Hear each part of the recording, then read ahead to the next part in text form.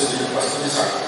Pastor Isaac, querendo deixar aqui a igreja da Vitória, deixa um versículo, a palavra do Senhor, Isaías, capítulo 40, no verso 31.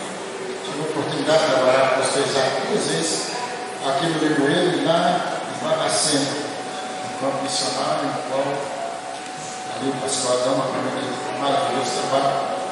E no versículo, Isaías 40, versículo 31, diz assim: para o Senhor, pastor Isaac, que esperam no Senhor, renovarão as suas forças e subirão com asas como águias, correrão e não se cansarão, caminharão e não se fadigarão.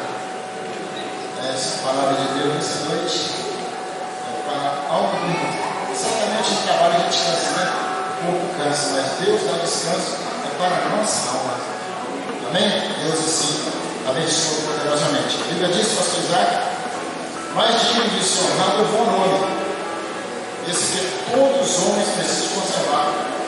Provérbios capítulo 22, versículo 1. É um homem que perde o nome aqui na terra, no céu jamais ele conseguirá entrar. Então, mais bom é o bom nome do que a muitas riquezas.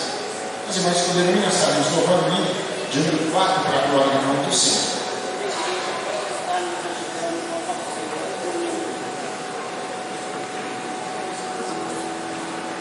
O hino da harpa, o hino 4 da harpa, toda a igreja louvando o nome do Senhor conosco.